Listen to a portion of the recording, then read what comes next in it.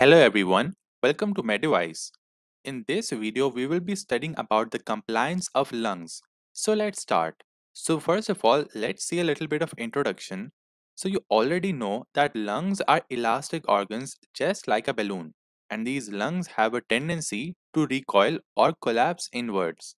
And we breathe by overcoming this natural inward recoil of the lungs, meaning we expand the lungs by bringing air in, which means going against the natural tendency of the lung, which is to go inwards. Now, what exactly is compliance? So, compliance is the distensibility of the lungs and the chest wall, meaning it tells us how easily the lung can expand. Technically, it is a change in volume for a given change in pressure. It is inversely proportional to the elastance and also inversely proportional to the stiffness. I know this might seem a little bit complicated to you right now, but I promise by the end of this video you will know everything about compliance. So let's delve deeper with an example.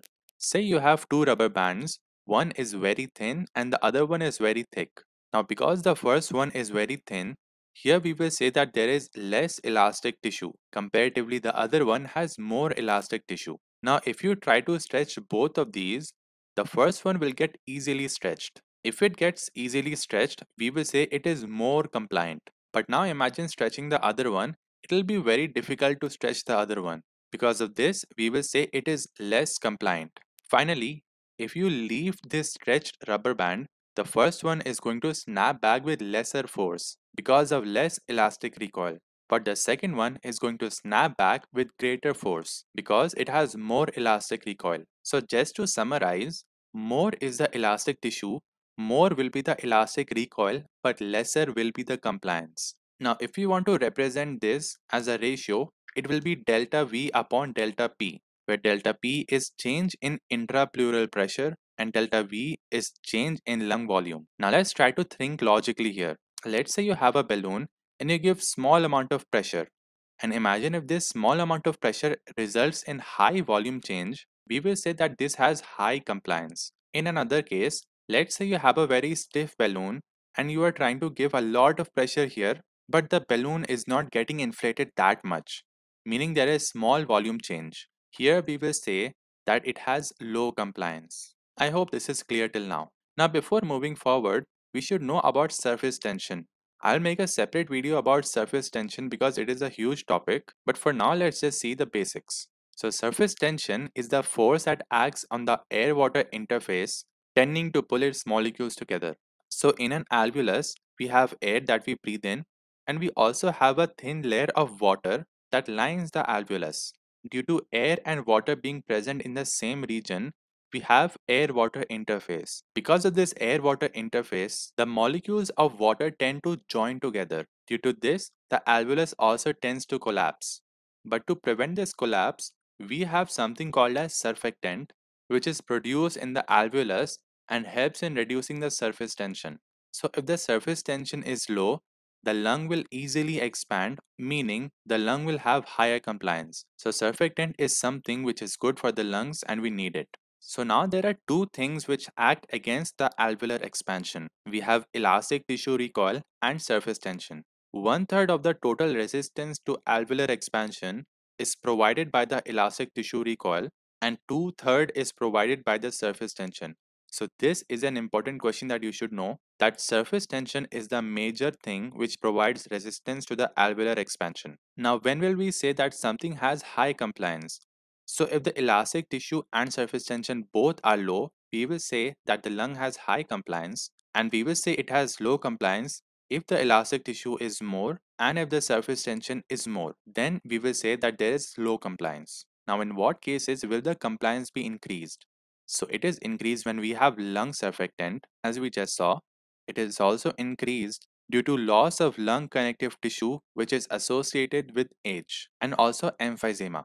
Now the question is, why does compliance increase in emphysema? So let's see. So here we have the lungs, and you know that the lungs have elastic tissue. Now the elastic tissue causes the lungs to recoil. In emphysema, this elastic tissue is damaged. If the elastic tissue is damaged, there will be less recoil. If there is lesser recoil, the lungs will easily expand, or we can say that the compliance is high. Now, compliance is decreased in certain conditions like fibrosis, pulmonary edema, loss of surfactant, pneumonectomy, and atelectasis. Finally, let's see some graphs. So here I have a volume pressure curve, and here we can see the normal compliance. So you are giving some pressure and the volume is steadily rising. Now what will happen in case of fibrosis? So in fibrosis, you are going to give pressure, but the volume is not going to rise that much. Due to this reason, the graph is going to look something like this. Opposite is seen in emphysema, where you will give a little bit of pressure and the volume is going to rise very much due to the loss of the elastic tissue. This graph is very important. Finally, coming to another very important graph, which tells us about the inspiration and expiration loop. So let's see the inspiration curve first and let's focus on the starting point. So initially when we start breathing, the surface area of the lungs increases faster than the surfactant can be added to the liquid layer. Due to this, the density of the surfactant becomes low for a small amount of time. So if the surfactant density is low, the surface tension will be high. Now if the surface tension is high, the compliance will be low because we know that the surface tension and the compliance are inversely proportional. If the compliance is low, the curve is flat. And what do we mean by flat curve here? By flat, this means that we are giving a good amount of pressure, but the volume is not rising that much, meaning it is harder to expand. Now let's see the middle portion of the inspiration curve. So as the inflation of the lungs proceed, the surfactant density also increases. And if that happens, the surface tension will decrease and so the compliance will increase. That is the reason we can see that there is a good rise in the curve. But near the end, the lungs are almost maximally stretched and they cannot be stretched any further. So if they are maximally stretched, the compliance will become low and again we can see that the curve is flat. Now what happens in expiration? So in inspiration, what was happening is that we were expanding the lungs against two forces, which was lung elastic recoil and the surface tension. But in expiration, these two forces are going to help the lung recoil back. So now the circumstances have changed. In a way, your enemies have now become your friends. The curve is going to be faster. And if this curve is going to be faster, it is going to take a different route. And this difference that the inspiration and expiration curves follow a different path is called hysteresis. Now, finally, one important MCQ: what happens if we will fill the lung with saline? So, again, let's bring the graph. So, if we will fill the lung with saline, the curve is going to look something like this. Now, why is that? So, do you remember that the surface tension was because of the presence of air fluid interface? Now, because the lungs are filled with saline, this interface is gone. If this interface is gone, meaning the surface tension is gone.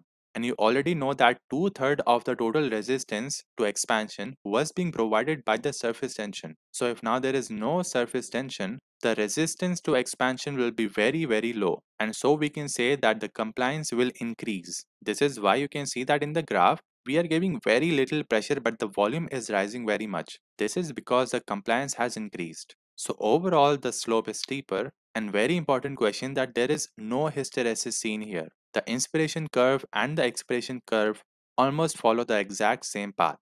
Now let's finish off this video with a few questions. Which of the following factors affects lung compliance the most? Surface tension, elastic recoil, alveolar ventilation, or compliance of the chest wall? You can pause and take a few seconds to answer this question. But the correct option here is option A, surface tension. It is responsible for two-thirds of the total resistance to lung expansion. That is why it is the one which affects the compliance the most. Next question. A patient with emphysema presents with increased lung compliance. Which of the following changes is most likely contributing to this condition? Decreased surface tension within alveoli, loss of elastic fibers in the lung parenchyma, increased number of type 2 alveolar cells, or hypertrophy of smooth muscle in the bronchi. Now we had just learned that in emphysema, the elastic fibers are damaged, which leads to increased compliance. So option B is our correct option.